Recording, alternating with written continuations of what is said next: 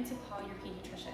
I know that there's a lot of things about newborns that people get very concerned about, and there's some things that babies do that are actually very normal that actually are not reasons to call your pediatrician.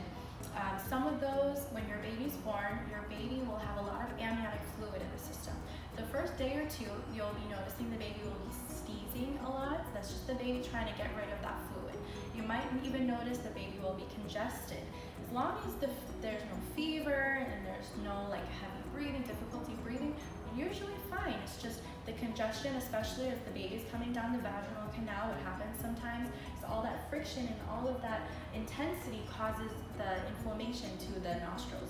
You do not want to use a bulb syringe in the nose unless there is fluid coming out of it. Now this is a big one. Some people are like, oh yeah, I've been taking it out and it's still there. Of course, because every time you're introducing something else into the nose, it's going to be inflamed more.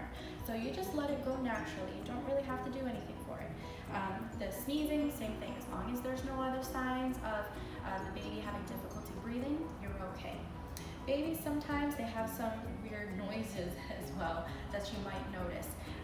If your baby starts having something called grunting, now that is definitely a reason to call your doctor. Grunting is when they're kind of like, sounds kind of bad to hear, but that's the truth.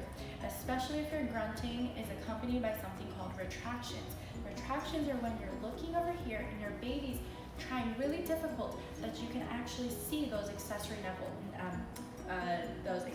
muscles at work. So it's very important if your baby's using accessory muscles, if your baby is grunting, you want to call your doctor, especially if you're noticing your baby's breathing fast. Babies actually naturally breathe fast. They might breathe between 30 to 60 times per minute, and that's fine. But if you start noticing that they're 60s and beyond, that's definitely a reason to call, especially if your baby changes color. Another thing to notice is how to take a temperature. So this is something every mom should know how to do.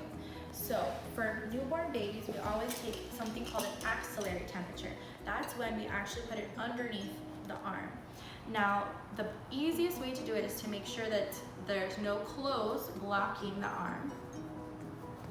And you would want to try to clean this before and after each use. So what we do is we have our bare underarm here. We turn our machine on, and now here, this is the key. Most people, they put the thermometer like this, they close it, and they're wondering why it's cold. But as you can see, the little tip is coming out of there, and that's how I know it's not a real measurement. So what I do, instead of bringing it out like this, I actually put it inside the crook of the baby's armpit, just like this, and then I close it so that the whole thermometer is being covered by the baby's skin. That's how I know it's actually a better measurement, and it'll read a lot faster too. So I have the thermometer like this. If your baby has a temperature 100.5 or above, sometimes even 100.4, you want to call your pediatrician. Especially if your baby is less than 2 months old, they might want to see you. If your baby's over 2 months old, sometimes fever can be accompanied by the vaccines that they've gotten. Sometimes it goes down with the Tylenol, but here's a key.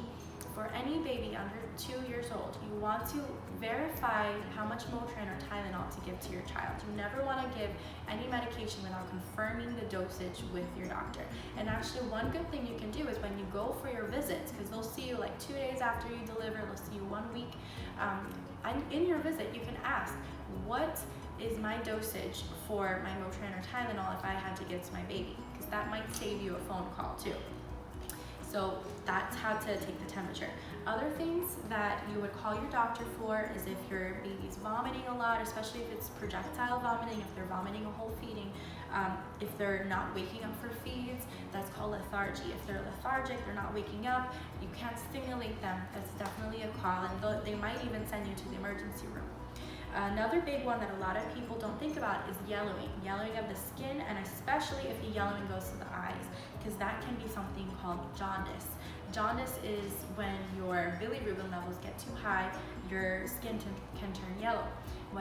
The danger with high jaundice levels, high bilirubin levels, is it can actually cause brain damage if it is not properly treated. So all of these are very good reasons to call, but of course there's other reasons too, but these were just the main ones. We have fever, vomiting, lethargy. Oh, another one too is umbilical cord. While we're here, we can talk about the umbilical cord care.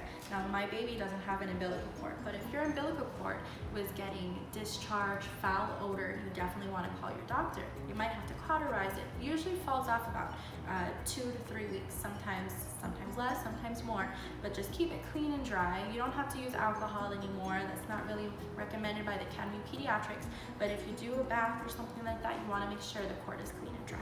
So thank you so much for watching my video.